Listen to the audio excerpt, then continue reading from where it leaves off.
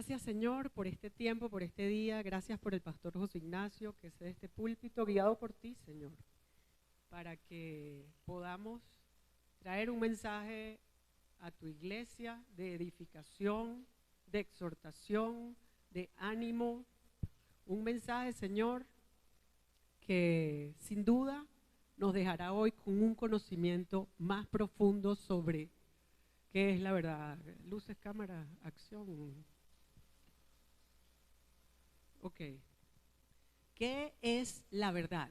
Es como he titulado este estudio de hoy, y quería contarles que, bueno, como les conté la otra vez, en ese viaje reciente que tuve a la India, tuve muchas inspiraciones. O sea, fue un viaje sumamente inspirador, fue un viaje de meditación, de reflexión profunda.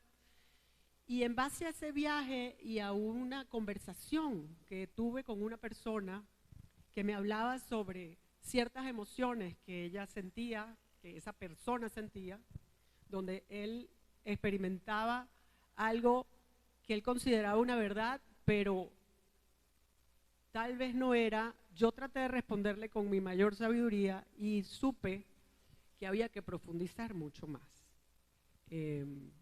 Yo quisiera saber si alguien puede aquí responderme, porque siempre he oído condenar a Pilato duramente en este pasaje. Y yo quisiera saber que cada uno aquí introspecte y me diga, ¿qué es la verdad? ¿Tienes esa respuesta? ¿La tienes clarita? Honestamente, la verdad es Cristo, pero en ese momento ni los discípulos lo creyeron. Acuérdense que en este momento él estaba abandonado por los que caminaron con él 3 años, ¿no? ¿Tú crees que ellos creían en ese momento que él era la verdad? ¿Tú crees que en el camino de Emaús ellos creían que él era la verdad? Yo creo que no. ¿Qué es la verdad? Pilato no era judío. Vamos a leer ese pasaje. Amelie, vámonos. Ok, Juan 18, 33 al 38. Entonces Pilato regresó al palacio, llamó a Jesús y le dijo, ¿eres tú el rey de los judíos? Jesús contestó, ¿estás diciendo esto por ti mismo o ya te han hablado de mí? Pilato respondió, ¿y tú crees que yo soy judío? Tu gente y los jefes de los sacerdotes fueron los que te trajeron a mí. ¿Qué hiciste? Jesús respondió, mi reino no pertenece a este mundo. Si así fuera, mis siervos pelearían para que yo no estuviera en manos de los judíos. Pero de hecho, mi reino no es de acá. Entonces Pilato le dijo, y quiero hacer aquí un inciso, en lo que muchos han dicho una ironía, y sí tiene un dejo de ironía, y yo quería acotar aquí que esto, en los manuscritos antiguos, aquí no hay signos de interrogación.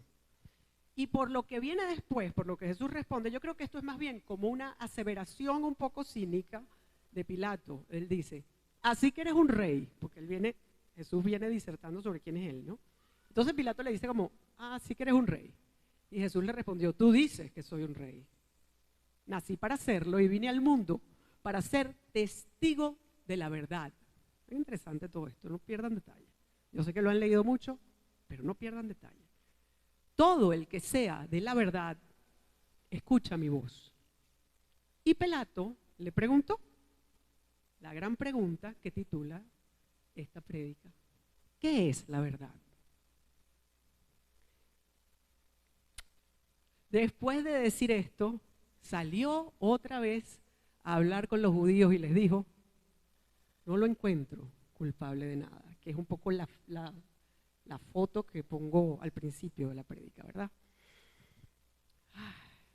Yo quiero hacer otra vez esa pregunta de Pilato. ¿Qué le hubieras tú respondido a Pilato? ¿Qué hubieras respondido si Pilato te pregunta a ti qué es la verdad? En ese momento, o tal vez hoy, ¿qué es la verdad? Yo sé que no es una pregunta fácil de responder, y yo sé que todos aquí van a decir la verdad es Cristo. Y esa es la respuesta que sabemos ahora, 2000 años después de leer 200 veces la Biblia, ¿verdad? Pero si yo te digo, sin tú saber quién es Cristo, y tú perteneces a otra comunidad o a otra cultura, ¿qué es la verdad? Esto es una pregunta que se ha hecho la humanidad desde que el hombre es hombre, amigos? Esta es la gran pregunta. Y yo quisiera que al final de este estudio, mi propósito y mi meta es que al final de este estudio podamos responder esta pregunta. Porque tal vez, por no decir estoy segura, esta es la pregunta más importante que te puedas hacer. Si nunca vas a tener una pregunta más importante y determinante que esta, ¿qué es la verdad? Me he puesto en todas las maneras posibles en los zapatos de Pilato y entonces yo me preguntaba, ¿será que estaba fastidiado? Estaba un poco atormentado por el sueño que tuvo la esposa la noche anterior y le dijo, Mosca, no te metas con ese hombre porque tuve una pesadilla. Y, o sea, por más que sea, tu esposa te tiene que producir cierta angustia, que ella sueñe con una persona que tú vas a ver el día siguiente y tú digas, wow, ¿no? O estaba ya cansado del ping-pong de voy para, mándalo para Casero, devuélvelo para acá, mándalo para allá, vuélvelo para acá. Yo creo que Pilatos estaba en una situación bien complicada. Y con respecto a la pregunta de qué es la verdad, hay algo muy interesante. Pilato claramente no estaba aquí buscando entrar en una discusión filosófica, ¿o sí? En ese momento, por piedad, no. Tenía toda la directiva del Sanedrín parado en el balcón, pegando gritos, crucifíquenlo, mátenlo. O sea, Pilato lo que quería era resolver de la mejor manera posible. O sea, él no quería entrar, vamos a hablar ahora sobre la verdad. Una discusión por piedad que tiene 4000 años y no se ha resuelto de alguna manera en muchas culturas, ¿verdad? Y tal vez no se ha resuelto en mi vida personal. Tal vez en tu vida personal no tienes resuelta la verdad. ¿Qué es la verdad? Pilato hace la pregunta y muchos dicen que es irrespetuoso, que es cínico, porque él pregunta y se va. Y Jesús se queda ahí callado. No hay cinismo, hermano. En ese momento no hay cinismo. ¿Tú sabes lo que hay allí? Ahí se elabora lo que se conoce como una pregunta retórica.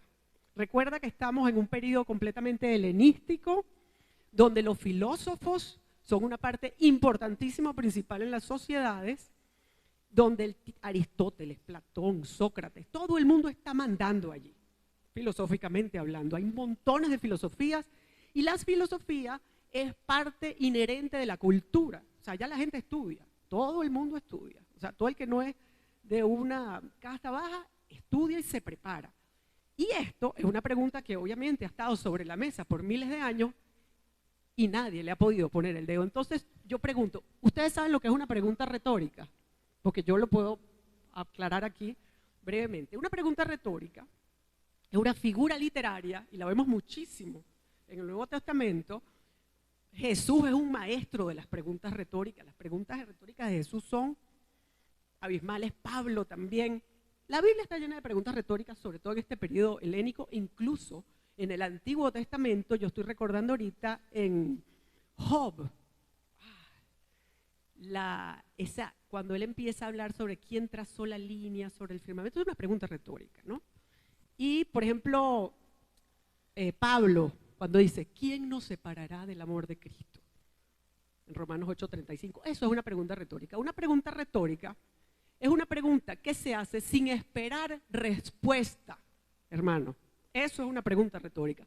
Y no esperas respuesta por una de dos razones. Una, porque la respuesta ya está contenida en la pregunta, o por la imposibilidad de encontrar respuesta a esa pregunta. Y yo creo que la pregunta de Pilato cabe en esta acepción de pregunta retórica. O sea, ¿quién va a responder por piedad qué es la verdad? Por eso es que Pilato dice, ¿qué es la verdad? Es la clásica pregunta retórica del periodo helénico y él se para y se va. Y Jesús no responde. Jesús no responde porque él sabe que Pilato está haciendo una pregunta retórica. Entonces, bueno, quería hacer ese inciso allí. Mateo 9:11 nos habla de una pregunta retórica de Jesús. Se las voy a hacer, ahí hay 3 en ese pasaje. Pregunta retórica dice, ¿qué hombre hay de ustedes que si su hijo le pide pan, le dará una piedra? Eso es una pregunta retórica. La respuesta está implícita. La respuesta es ninguno. Esa pregunta es retórica. Entonces, ¿qué es la verdad?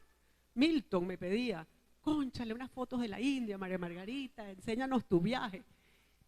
Y yo le dije, voy a poner un par de fotos de India nada más.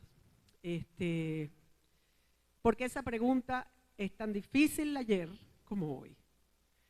Vamos, pásame la próxima. Hace poco entonces me fui a la India y yo quiero poner esta foto porque me impactó mucho ver cómo los indios responden a lo que ellos consideran verdad. Esto es en el Asigat, a orillas del Ganges, que es un río considerado sagrado en la India porque es parte del cielo. Hay una mitología muy linda con respecto al río y un diluvio, increíble como el diluvio es una constante en todas las civilizaciones, muy interesante.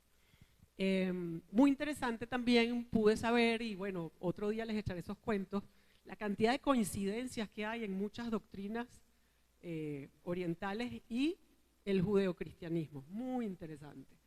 Aquí, esto es una reunión de oración y adoración, que no es los martes a las 6 de la tarde, como la nuestra, pero es todos los días de la semana, los 365 días del año, a las 5:30 de la mañana, de 5:30 a 7, 6:30 a 7. Y detrás de esas mesas, donde hay unos brahmi haciendo las oraciones y la adoración a uno de los dioses del enorme panteón hindú, que es uno de los que adoran allí, detrás de ellos estábamos nosotros y había no menos de 300 o 500 personas a las 5 de la mañana. Yo fui con Gala a ver esto y quedamos muy impresionadas, ¿no? Impresiona el nivel de respuesta a lo que ellos consideran una verdad. Y en la próxima, eso es en otro GAT, de donde están esas escaleras y la gente sentada, eso se extiende muchísimo para allá y hacia arriba. Ya había más de 2.000 personas. Esa es la oración de las 6 de la tarde. Todos los días de la semana, 365 días al año. Así responden ellos a su verdad. El concepto de verdad, pásame la próxima. El concepto de verdad, así como el uso del término, es una constante, hermanos. ¿Ustedes se han dado cuenta? No solo aquí en nuestra fe, no solo en el lenguaje teológico, en el lenguaje filosófico, en el lenguaje legal, en el lenguaje científico, en el lenguaje jurídico. Por aquí tenemos varios abogados, Efren. Se conecta en todos los ámbitos y es vital su comprensión. ¿Tú sabes lo que quiere decir vital? Vital es que la vida de ese concepto, de ese tema o de esa materia depende de la verdad. La búsqueda de la verdad está en todo, no es solo filosófica. En cada aspecto de tu vida, en tus amistades, tú buscas la sinceridad, la honestidad, la verdad. ¿O no?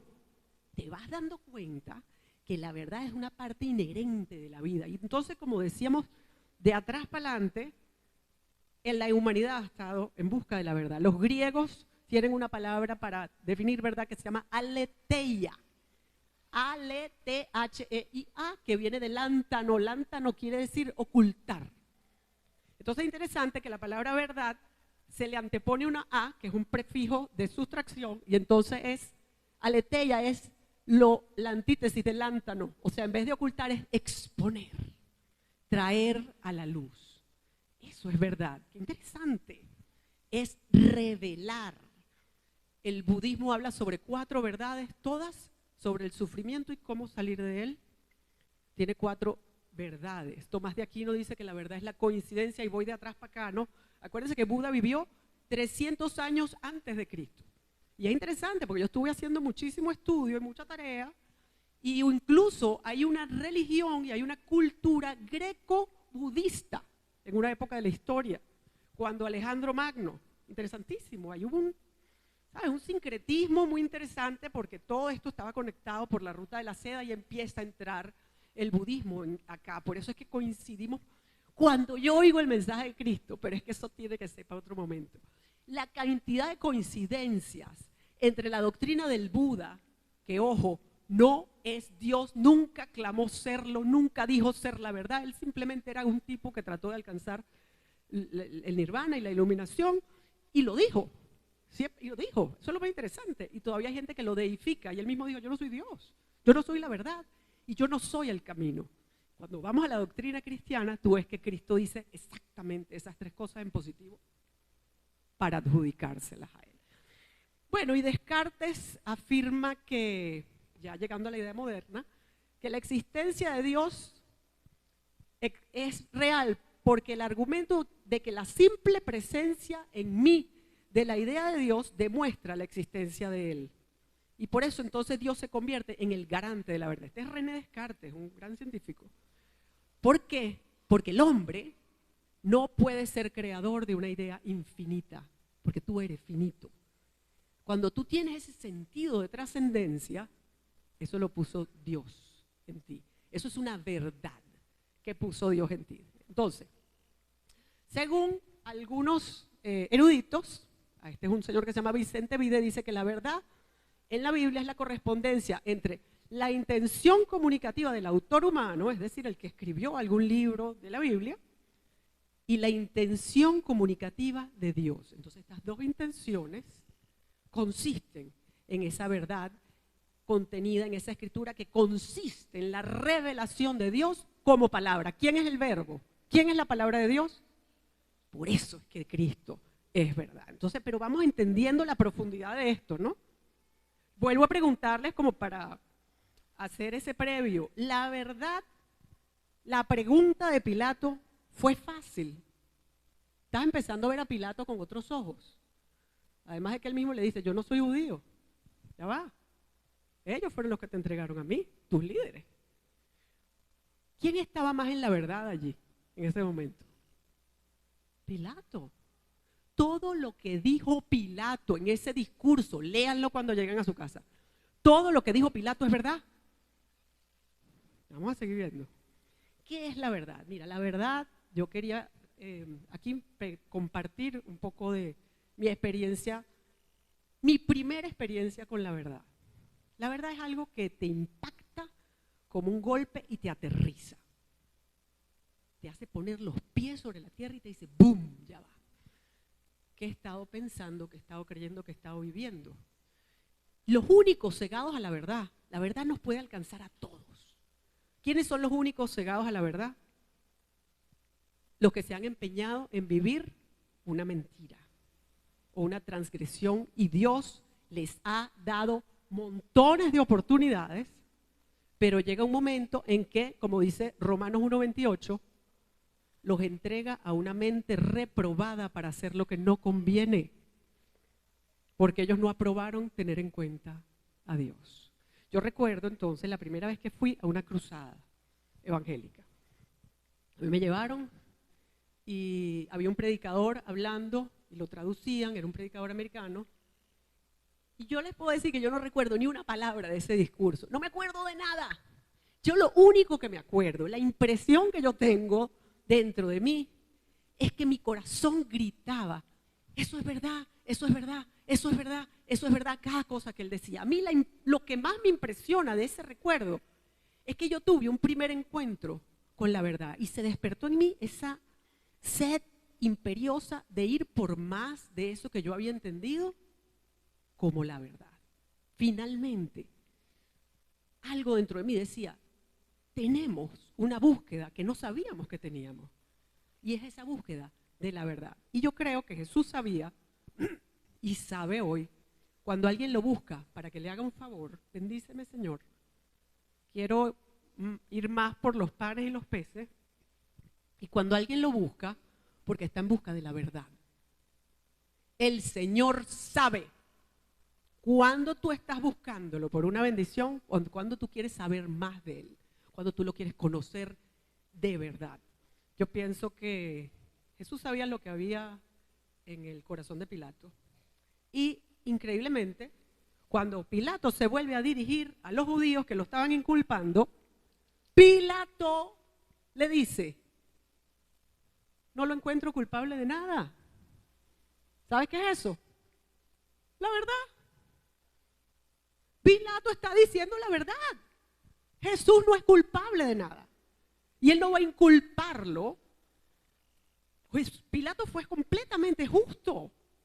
Oye, a mí me cambió el concepto de Pilato estudiando este pasaje, señores. Pídanle perdón a Dios por Pilato. los que lo han difamado, pásame la próxima. Muy duro el momento de Pilato, un juicio que él tenía que hacer, una decisión que él tenía que tomar, y finalmente él dice, no lo encuentro culpable de nada.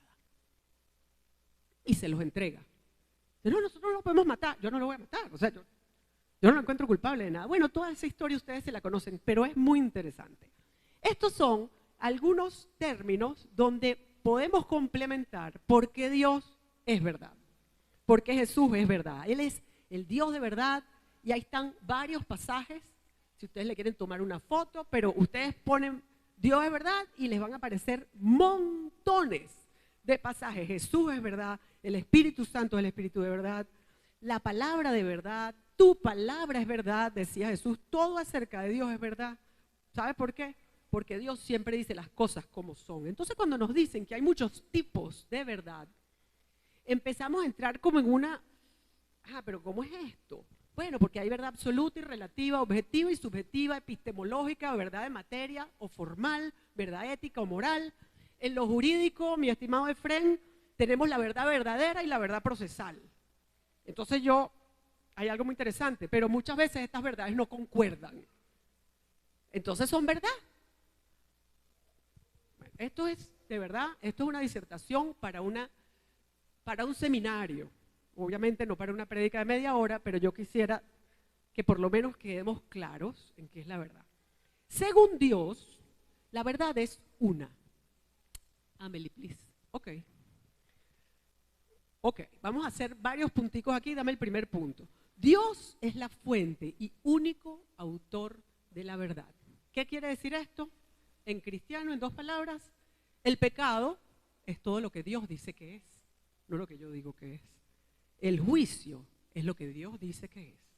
La salvación es cómo y lo que Dios dice que es. El cielo y el infierno, señores, son lo que Dios dice que es. No importa lo que el hombre dice, sino simplemente lo que Dios dice, porque la verdad verdadera es Él. Su palabra, como decía Juan 17:17, es verdad. En el segundo punto, la verdad es absoluta. ¿Qué quiere decir absoluto? ¿Alguien sabe lo que quiere decir absoluto? A ver. ¿Cómo? No admite prueba contraria. Interesante este concepto, gracias, Efraín. Absoluto quiere decir que existe por sí mismo, independientemente de cualquier relación o comparación con cosas concretas. Qué interesante, lo voy a repetir. Absoluto o absoluta, que existe por sí mismo, independientemente de cualquier relación o comparación con cosas concretas. Qué interesante, qué profundo. Entonces, la verdad es absoluta. Sin Dios no puede haber absolutos. No puede haber verdades objetivas y universales y absolutas. Sin Dios todo se relativizaría. Sin Dios yo creo que ni siquiera existiríamos, porque de cierta manera nosotros, como seres humanos, somos parte del absoluto. Eso es muy profundo, pero no vamos a seguir, no podemos meternos en camisa de 11 varas. Vamos a seguir, punto 3. La verdad es singular. Estos son temas que nos van a poner en claro y en concreto sobre qué es la verdad. Es decir, la verdad es una sola identidad. Un autor cristiano dice que la verdad, se llama James Montgomery, la verdad se mantiene unida. No hay fase de la verdad que no esté relacionada con otra fase de la verdad. Y además se mantiene en relación correcta con Dios. ¿Quién es? Amén. ¿Otra vez? La verdad. Dios es la verdad. Es como, voy a poner un ejemplo. Es como la mano. Es como el pasaje de la vid verdadera. Yo soy la vid y ustedes los pámpanos. ¿Separados de mí? ¿Separados de mí? Nada podemos hacer. Exactamente eso es la verdad. Y él está hablando de la vid como una verdad. La mano. Yo tengo una mano, la más grande herramienta que posee el cuerpo del ser humano. Si yo decido que este dedo se quiere ir por su cuenta y yo lo pico y me lo llevo, ¿qué hace ese dedo ahí? Nada. ¿Qué le pasa a ese dedo? Correcto, se pudre y se muere. Y entonces lo que sobreviven son estos dedos que están aquí. Ese dedo solo no puede hacer nada. Un cristiano que elige ir por su cuenta y hacer su vida terminará confundido y en error, porque separados, y somos parte del cuerpo de Cristo porque ese es el ejemplo, no podemos hacer nada. Increíblemente es así. Separados de Dios, no podemos hacer nada. Un rompecabezas. Una pieza de un rompecabezas. Yo traigo una pieza de un rompecabezas y yo te la enseño aquí y te digo, ¿qué es esto? Nada. Ahora, si esa pieza tú la pones en el lugar que va, ¡wow! Esa pieza llena un hueco que más nadie puede llenar. Y ese rompecabezas es la verdad singular. ¿Sí entendemos ahora? Fabuloso. Cuarto punto, la verdad es objetiva. Si la verdad es objetiva, ¿qué quiere decir esto? Por ende, ¿ok? Que no es subjetiva. Es decir, que no se puede definir ni descubrir por un sentimiento personal, por una emoción, no la determina una corazonada, una coincidencia. El corazón es vil, engañoso, ¿quién lo conocerá? No es, ay, mi corazón me dice. Mire, Señor, revise bien que dice la verdad para ver si está siendo objetivo o subjetivo. Entonces, por lo tanto, la verdad es, de cierta manera, blanco y negro. La verdad es definida, definitiva y concluyente. Y se declara a través de palabras que definen, concretan y describen la verdad. Entonces, es interesante que todos estos conceptos hablan de que con palabras definimos, describimos la verdad. Y siempre estamos buscando la verdad en otra persona. ¿Qué estaba buscando Pilato en Jesús? Cuando le dice, ¿qué hiciste? ¿Qué estaba buscando que le dijera? La verdad. Y Jesús le dice la verdad. Yo sí pienso que Pilato creo que estaba loco, como creía la mamá de Jesús y los hermanos. Pero, sin embargo, Pilato se mantuvo firme y leal a lo que él consideraba como verdad. Número 5, la verdad es inmutable. Es decir, Dios no cambia y tampoco cambia su verdad. Lo que es verdad hoy fue verdad ayer y va a ser verdad en el futuro. Dios es el mismo ayer, hoy y por los siglos. La sociedad puede tratar de redefinir la moral. La cultura puede tratar de reclasificar sus costumbres. Pero Jesús se identificó con la verdad y como la verdad hasta hoy, no como una costumbre de la época. ¿Ok? Y por último, la verdad es, este es el peor de todos.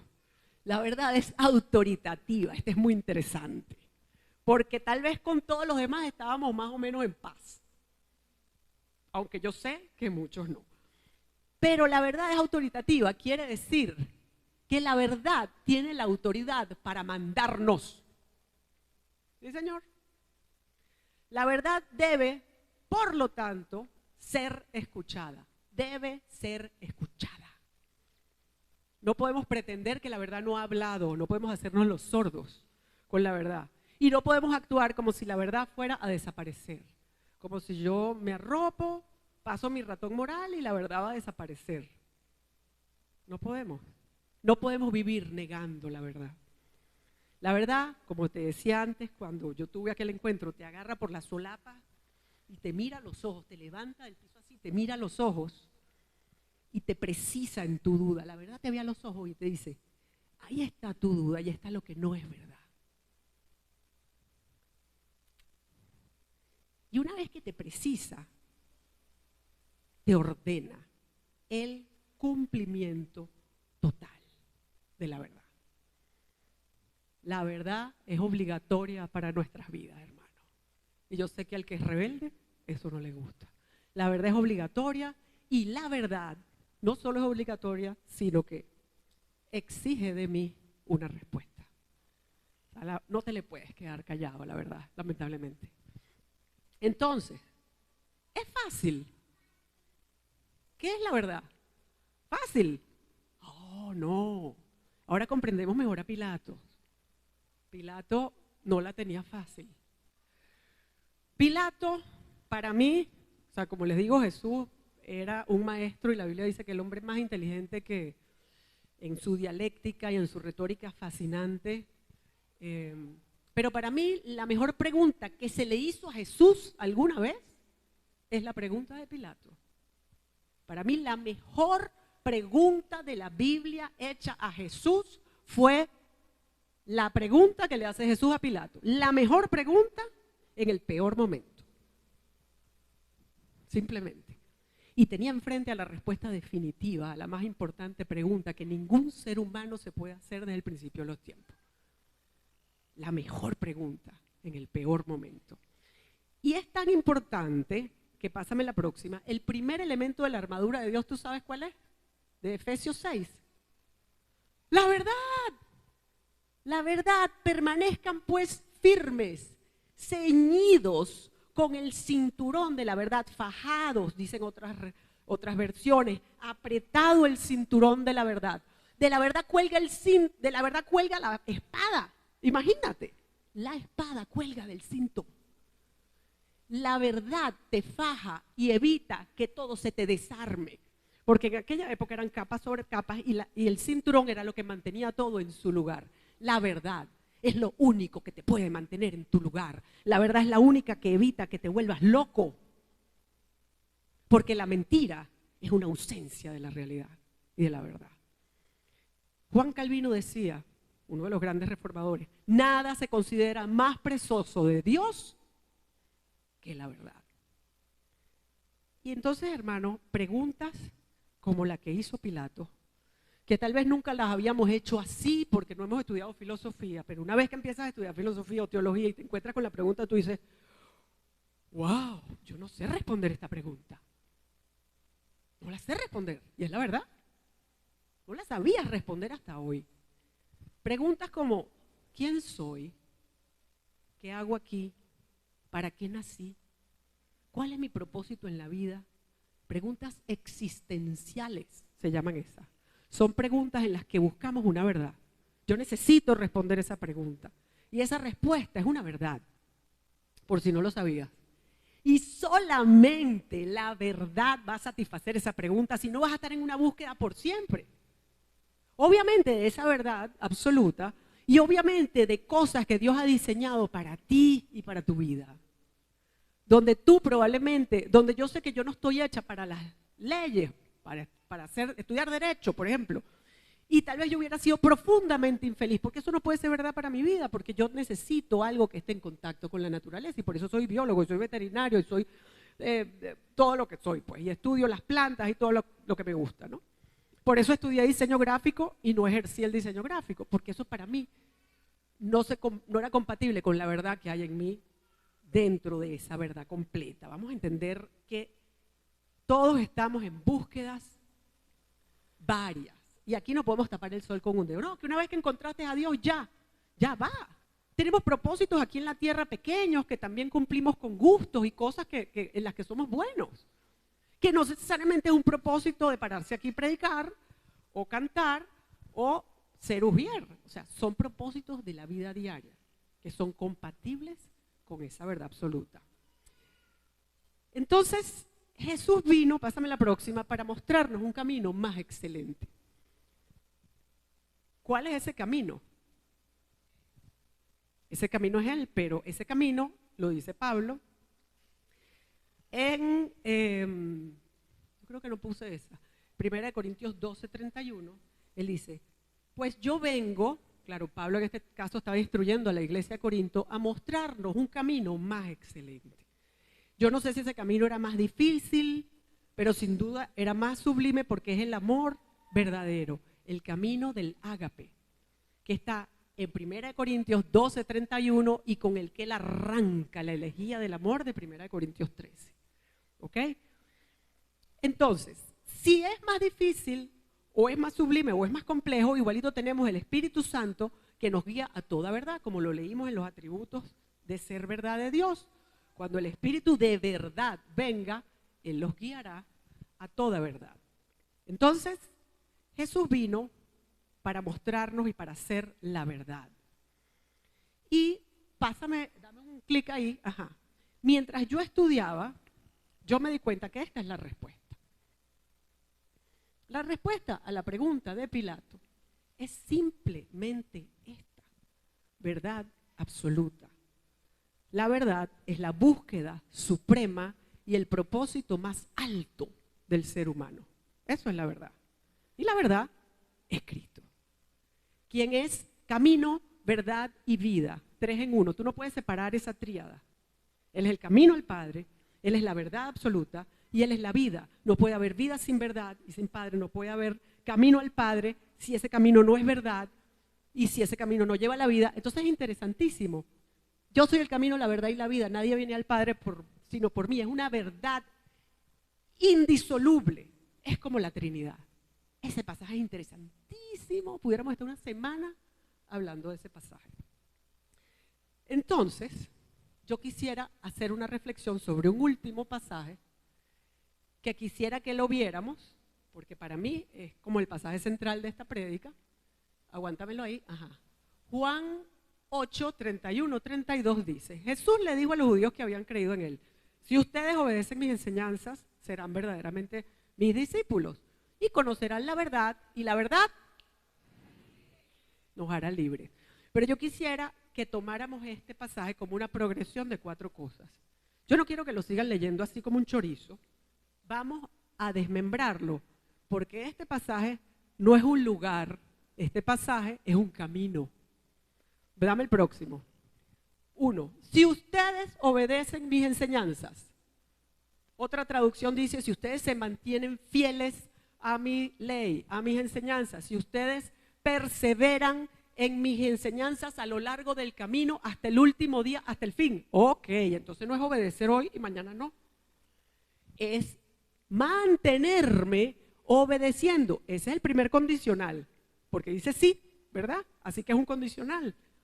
Si ustedes obedecen mis enseñanzas, dame la próxima, serán verdaderamente mis discípulos. El domingo pasado hablamos sobre discípulos, ¿verdad? Ovejas o discípulos. ¿Qué implica el ser discípulo? Lo dijeron el domingo pasado. Bueno, hermanos, en 2 palabras implica tiempo y compromiso.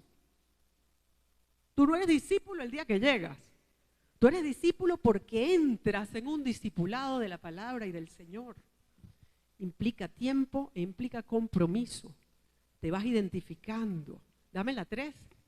Entonces, si obedeces sus enseñanzas, entonces, y te conviertes en discípulo porque estás montado en ese camino, conocerás la verdad. ¿Viste? No la vas a conocer de golpe. Tú vas a tener un encuentro con esa verdad que te aterriza y te agarra por las solapas y te ve a los ojos. Pero tú no la vas a conocer ese día. No, señor. El verbo que se utiliza aquí, que es ginosco, es el mismo verbo utilizado para el conocimiento íntimo de la pareja. Es conocer profunda, plena y absolutamente, quiere decir ginosco. Entonces no es conocer de ese encuentro, primer encuentro con la verdad. No, este conocer es, ahora te conozco. Como conoces a un buen amigo, como conoces a una persona de mucho tiempo, como conoces a tu esposo y a tu esposa. Es ese conocer. No es el que te agarró por la solapa, todavía no lo conoces. Y dame la 4. Y cuando conozcas a la verdad, de esa manera, ella te hará libre.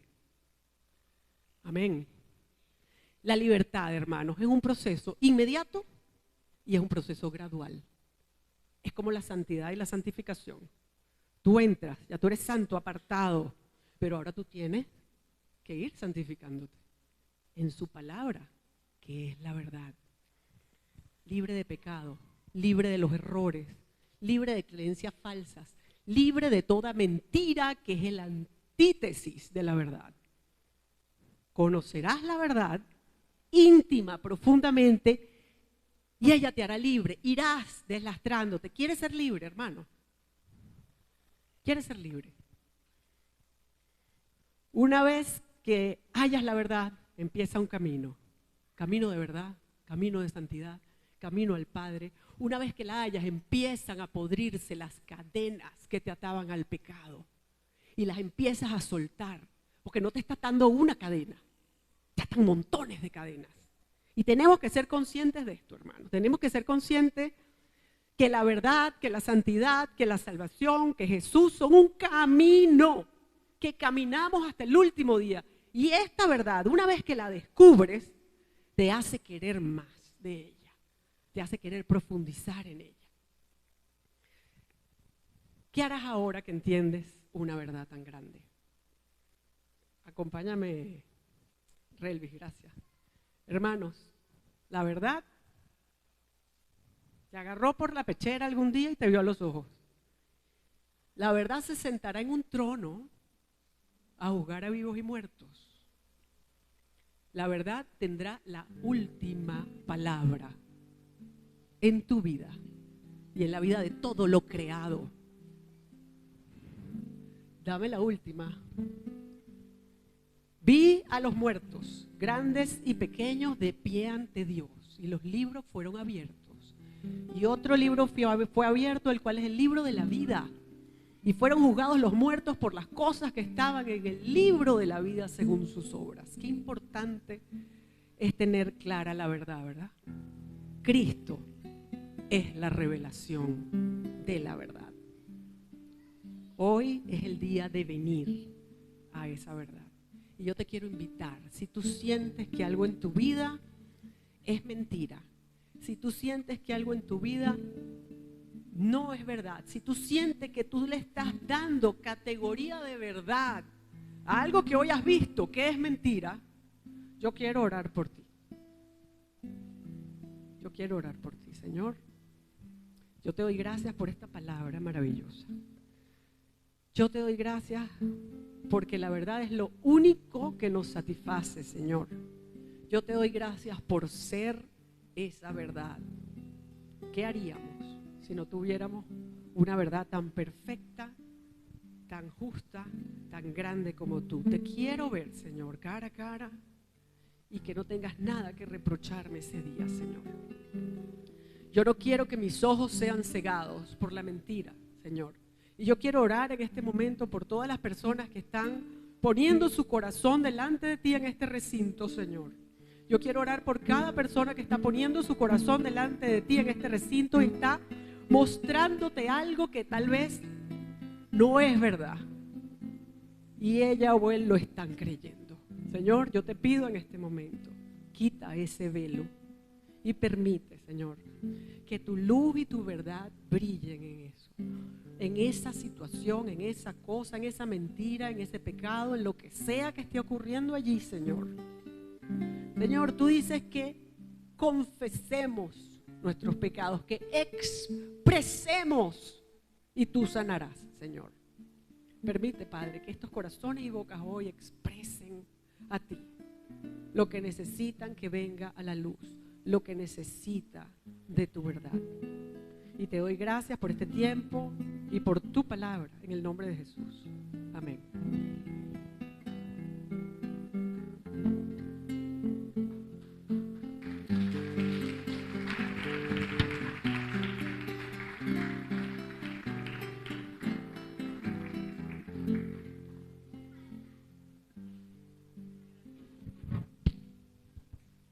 Gracias, María Margarita.